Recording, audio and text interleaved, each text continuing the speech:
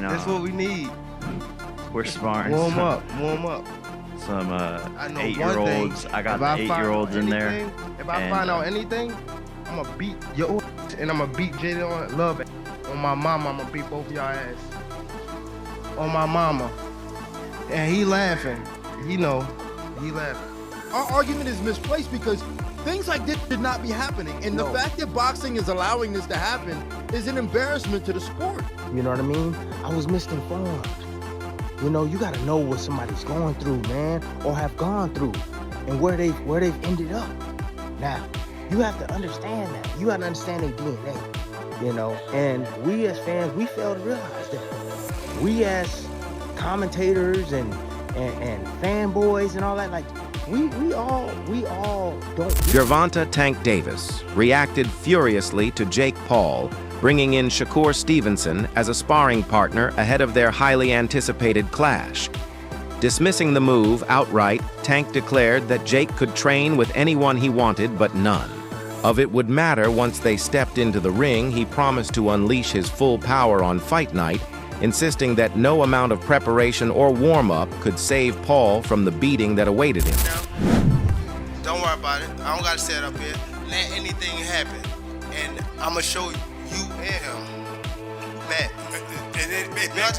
It begs the question, Tank. Boxing analysts have noted the irony in the growing criticism surrounding the Paul versus Davis matchup. While many fans and purists see Tank's decision as disappointing, others view it as an opportunity. Shakur Stevenson himself highlighted this tension, admitting that although the fight frustrates traditionalists, he was still willing to spar with Jake Paul. To him, it was about staying relevant, supporting the sport, and fueling the conversation. This scenario reflects modern boxing's ongoing tug-of-war between business reputation and fan expectations. Criticism for fighting Jake Paul, but yet at the same time, he is going to fight Jake Paul. Now, what I find interesting is how people on one hand are going to criticize it, but on the other hand, try to take advantage of it for their own profit. So Shakur Stevenson, definitely for press purposes, definitely for publicity purposes, offers to get in the training camp and spar for Jake Paul. Spar Jake Paul for the Tank fight. Now, why would he be doing this? It's called copycat crap. Because the last big fight that took place, which was Terrence Crawford versus Canelo Alvarez, guess what happened? Jaron Ennis went and sparred Canelo Alvarez to help Canelo Alvarez prepare for Terrence Crawford. So, do I think that that is coincidental? No, I do not. I think that it is trying to have your cake and eat it too. You are trying to complain and say Gervonta Davis is not a real competitive fighter, that this is a sideshow, freak show fight, but yet you want your name associated with it and you want to participate in it for your own good gain.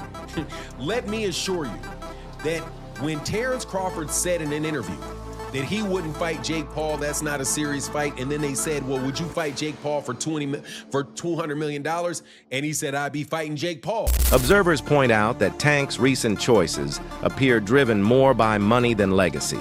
His upcoming fight with Jake Paul has intensified this perception, as many believe financial gain now outweighs competitive ambition for him. Critics argue that if fans truly want Tank to face top-tier opponents like Shakur Stevenson or Lamont Roach, promoters must put forward massive offers, the kind seen in blockbuster bouts like Canelo Alvarez versus Terrence Crawford. At this stage in his career, money seems to dictate Tank's decisions more than the pursuit of glory.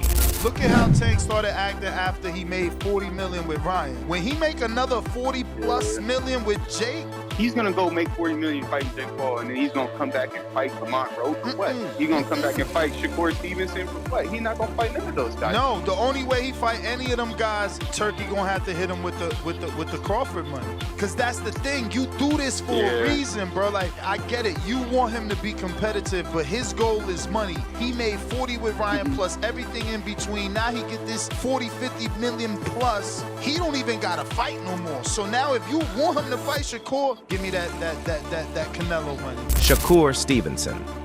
one of boxing's most respected figures, openly expressed his disappointment in Tank for choosing Paul over him.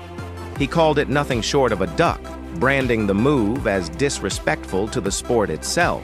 Shakur stressed that true, fighters never run from challenges, and by avoiding him to face a crossover opponent, Tank was undermining boxing's integrity.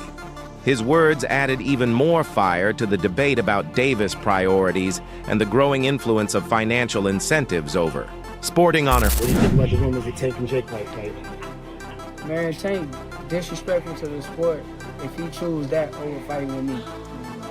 I'm the best fighter in the sport. I've been telling him that. And he called cap on it. So if you gonna call cap and say I'm not who I say I am, come prove it. I think it's dangerous for him to go back in there and fight Lamont. I think Lamont is a hell of a fighter.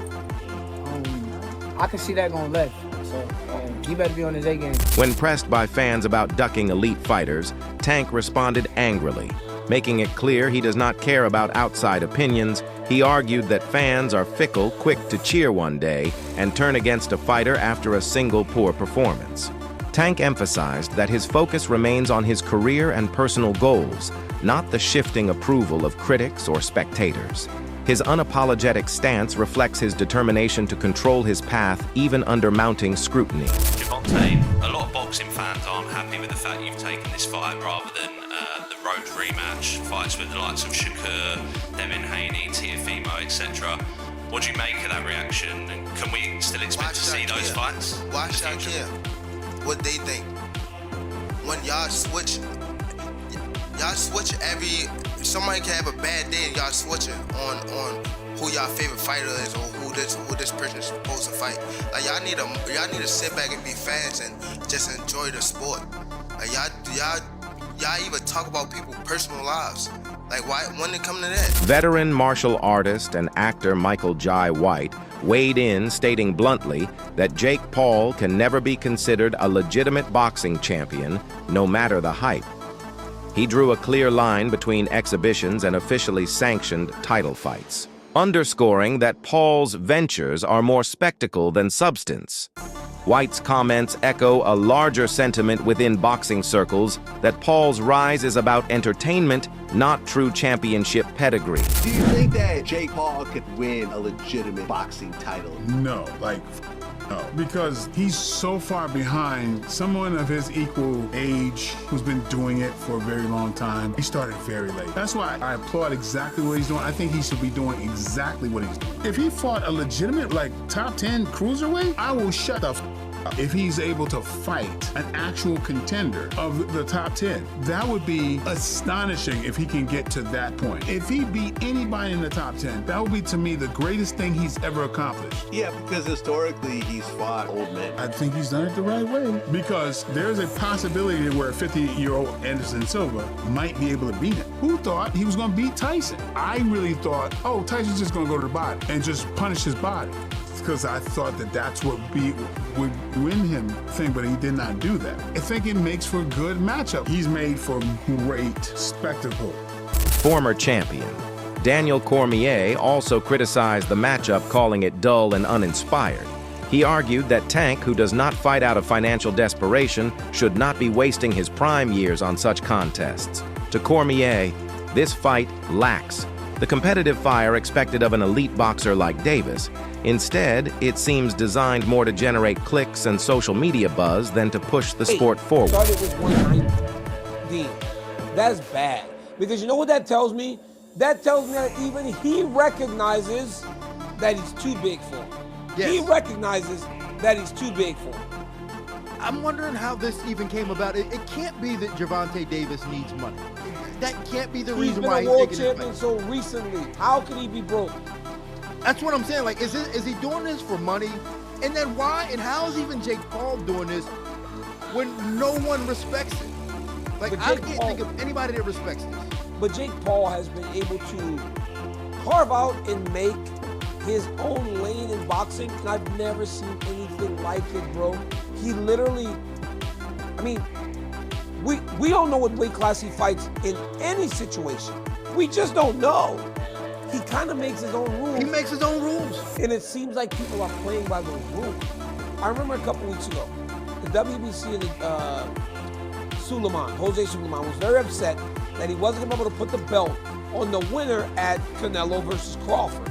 That's the thing that's happened since the beginning of the time. Those guys are very powerful in boxing. But with Zuffa boxing, it was almost like that power was getting stripped away. They were very disappointed. But how can you take those sanctioning organizations seriously when they are sanctioning this? That's my point. That's my point. That's why I think that this whole thing that we have, this boxing and this MMA argument and Zuffa getting into boxing, our argument is misplaced because things like this should not be happening. And the fact that boxing is allowing this to happen is an embarrassment to the sport.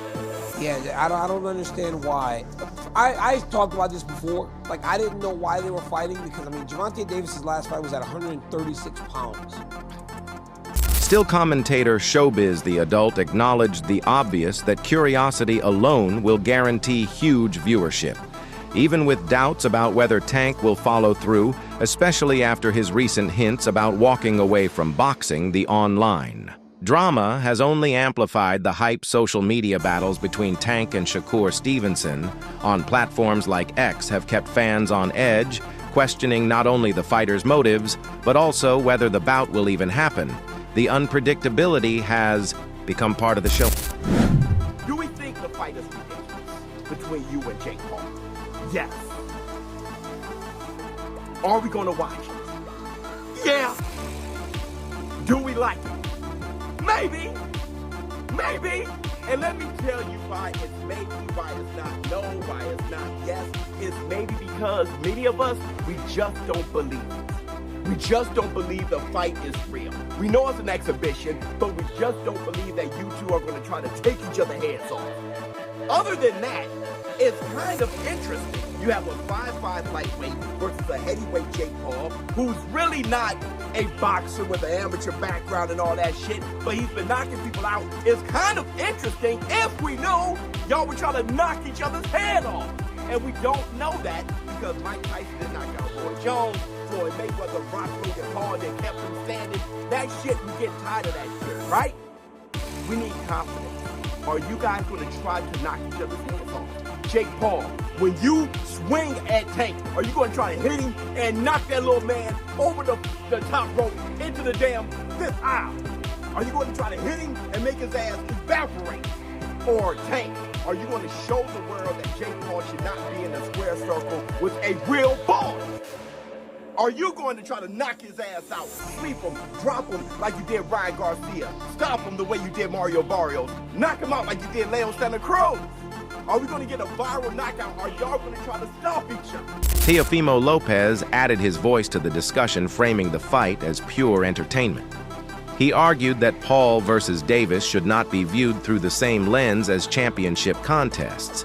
Instead, it is a spectacle meant to attract casual fans, and headlines not to decide boxing supremacy. His take aligns with the growing belief that some modern fights prioritize spectacle and financial gain over tradition and competitive merit. Great matchup. It's fun for the sport of boxing. It makes it fun. It makes it entertaining. That's what it's all about. You know, and may the best man win. It's an exhibition regardless. It doesn't count. Doesn't count? Yeah. We need to see you and Tank though. It has to happen. It has to happen, you and Tank. We'll see, man. It's up to the champ. He's a champ, right? He's a celebrity champ. Ooh. Former champion Timothy Bradley took a more empathetic view, reminding critics that fighters like Tank face immense pressures both inside and outside the ring. He urged fans and media to recognize the toll of constant scrutiny, suggesting that Tank choices may be influenced as much by mental strain as by business. Bradley's perspective is a reminder that behind the hype and criticism, fighters endure personal challenges few outsiders fully understand. Tank, you know what I mean? I was misinformed. You know, you gotta know what somebody's going through, man, or have gone through, and where they've ended up. Now, you have to understand that. You gotta understand their DNA, you know, and we as fans, we fail to realize that. We as commentators and fanboys and all that, like, we all don't do that. We don't do our research. You know, you gotta know about somebody's history. So, like, if you understand where Tank came from, if you understand his background, then you understand how he thinks and why he feels the way he feels. You know? You do. So, I mean, for instance, like, his parents, right? His parents were drug addicts, in and out of the system, in and out of jail. You know, he lived with his grandmother. You know, like, you gotta understand when he started boxing, why he started boxing. Understand that, you know, that what the influence that Calvin has had on his life, and how if their relationship isn't great, how that affects him. And this is not making any excuses, people. This isn't. I'm not making no excuses. I'm just giving you what I think, and I'm giving you the facts surrounding all of this. You know, I remember back in 2012. You know, I'm living right. I'm living civil. I'm taking care of my business. I feel like I'm doing everything right. Analysts continue to debate what this fight means for boxing's future. Some believe it undermines credibility by blurring the lines between spectacle and sport, while others argue it keeps boxing in the spotlight. Jake Paul has built a career by carefully selecting opponents who maximize intrigue, balancing size, skill, and storylines. Facing Tank Davis is another calculated move, one that guarantees massive attention, even if it does little to satisfy purists. The business-savvy approach ensures Paul stays relevant while fueling arguments about what boxing should represent. Why are you not fighting guys your own fucking size? Look at this, John. This is embarrassing. And not to mention, Georgia already said, no, you can't have this fight here. So they moved it somewhere else. Dave, do you know where they moved the fight? Can you look it up? This is embarrassing. Look, he actually put his hands on his knees, and he was still the same height, maybe a little bit taller than Gervonta Davis. I mean, I'm all in on Gervonta. I want Gervonta to win this fight. I want him to. I mean, I'm not saying he can knock him out, but I think if he hits him to the body a couple times, Sean, he may be able to catch him. A lazy jab or something, you know, he might be able to pop him to the body and get him good. I'm hoping. Jake Paul down with a body shot. Oh, man. Oh, geez. Could you imagine? I would fuck. It'd be great. It's a win right there. It'd be. During their face-off, many observers noted the stark size difference, Tank appearing noticeably smaller than Paul. Some even called the moment embarrassing, but analysts were quick to point out that appearances can be deceiving. Tank's speed, precision, and technical mastery far outweigh size disparities. While Paul may look the part physically, few believe he can match Tank's skill once the bell rings. In the end, it will not be the pre-fight optics that decide the outcome. It will be what happens inside the ropes. I think that the one thing that Jake Paul is really going to have to try to figure out in this fight is how do I catch this little son of a bitch? Because he's fast. And, you know, Gervonta, I would, you know, I'm not telling Gervonta Davis to, you know, cut down and weight like he normally does. Just get in shape. Whatever you weigh, you weigh. Don't try to add weight. There's not enough time for you to add good weight that's not going to make you tighter or anything like that. So just come in at your normal, walk around, good weight. You've been training hard. Whatever it is, because they've said 195 is the max that. That's for today. Video. Subscribe for more.